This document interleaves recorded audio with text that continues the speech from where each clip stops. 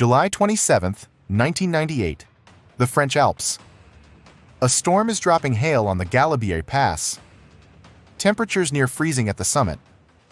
A small Italian climber, completely bald, with a bandana and an earring, has just crashed in the descent. He gets back on the bike.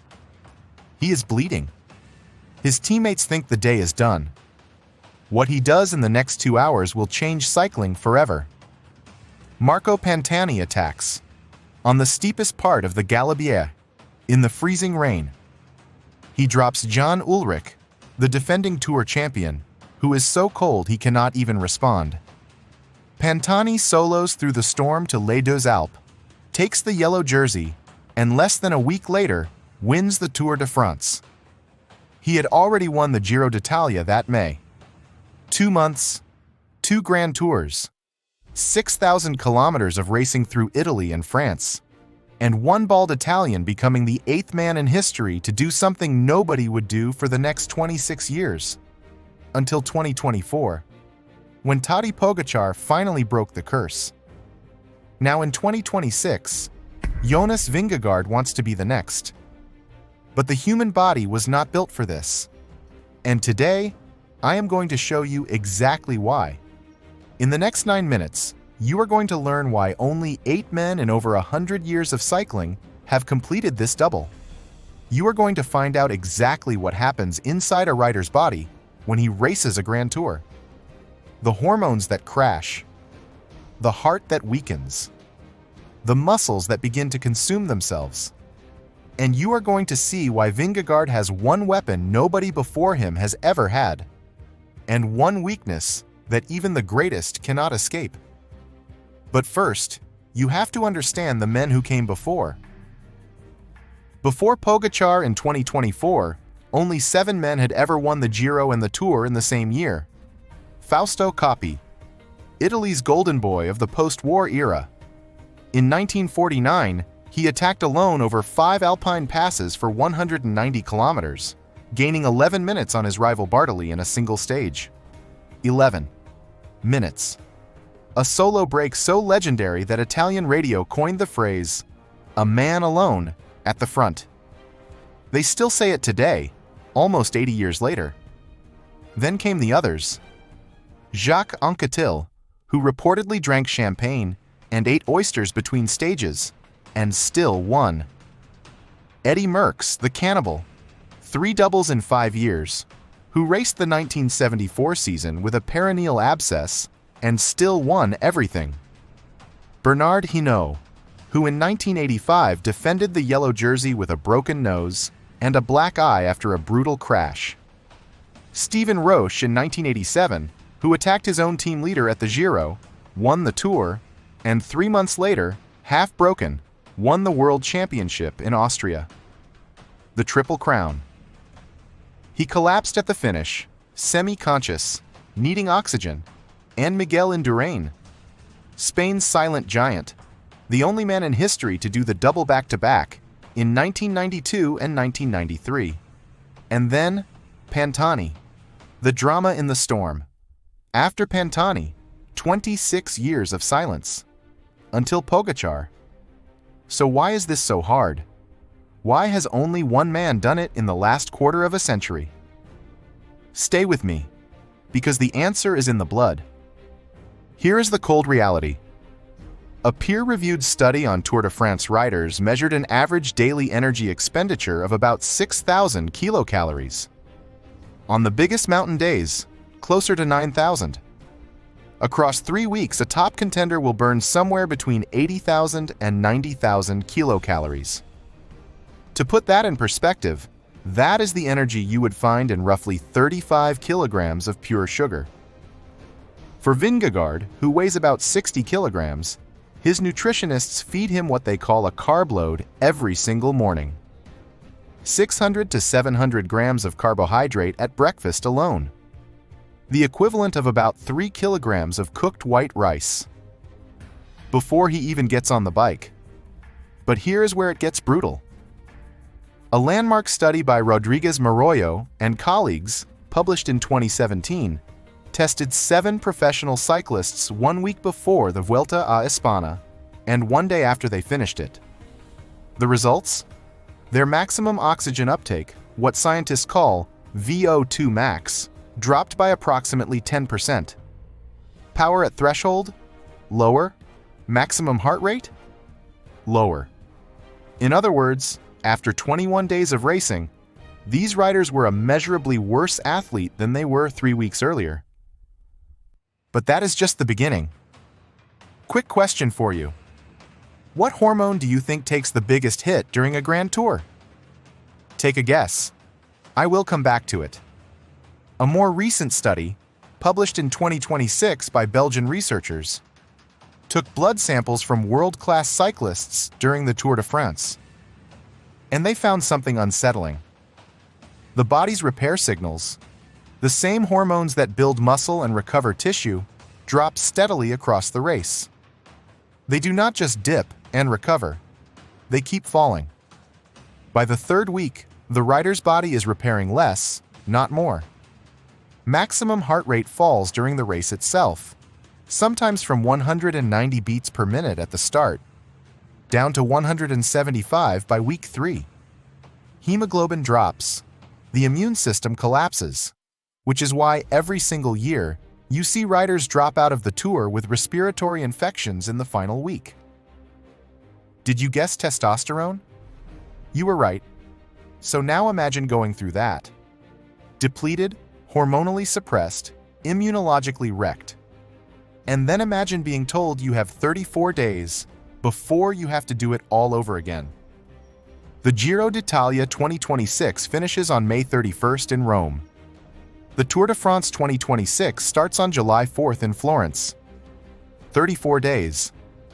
That is the entire window Vingegaard has between collapsing across the line in Rome and standing on the start line in Florence.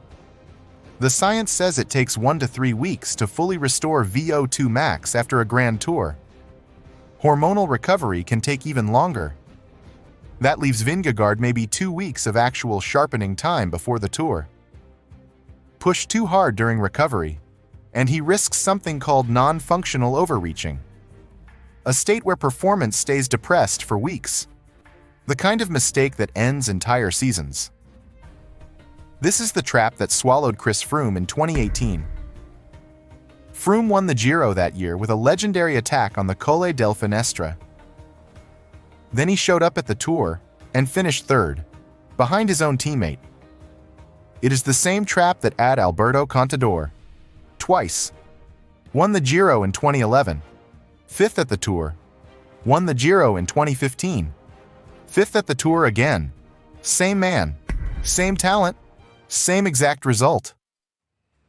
The double is not just hard, it is a physiological glass ceiling. So how did Pogačar break it in 2024? 3 things. 1.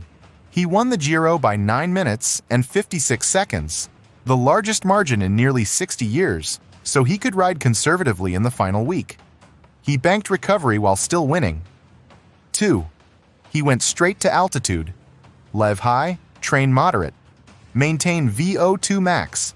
Minimize damage. 3. He raced almost nothing between the 2 events. No build-up races, just training. It worked. He won the Tour de France by 6 minutes and 17 seconds, over Jonas Vingegaard. But this superhuman ability has not always been the product of biology and training alone. There is a price that gets paid in the shadows. Of the 7 men who completed the double before Pogačar, almost all of them raced in eras with documented widespread doping. Coppi and Anquetil raced through amphetamines and stimulants with no real testing. Hinault and Roche through corticosteroids and early experimental blood manipulation. Indurain through the first wave of EPO, for which the sport had no test at the time. And Pantani in 1998 raced during the absolute peak of EPO use. The Festina scandal exploded that summer. A team car was caught at the Belgian border with ampules of EPO and growth hormone. Festina was kicked out. Riders staged a sit-down strike. Only 96 of the original 189 starters reached Paris. The next year, Pantani was leading the Giro by more than 5 minutes when a hematocrit test came back at 52%. The safety limit was 50.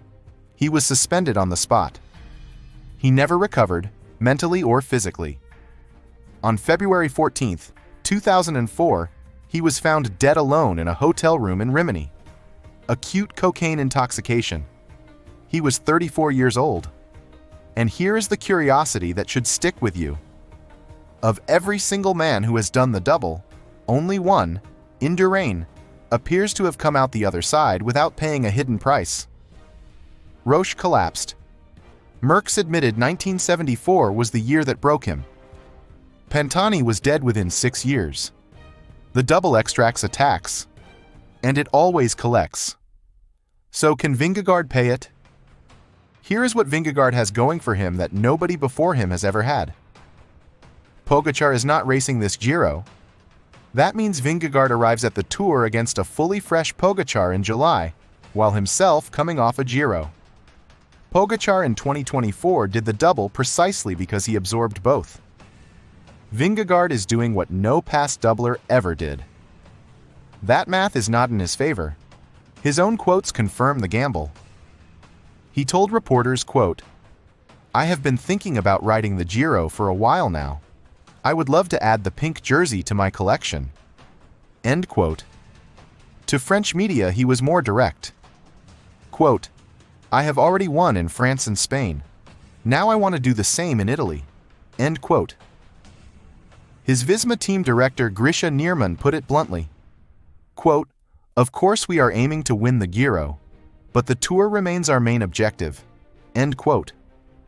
So here is my prediction. Vingegaard can win the Giro. His team is built around protecting him.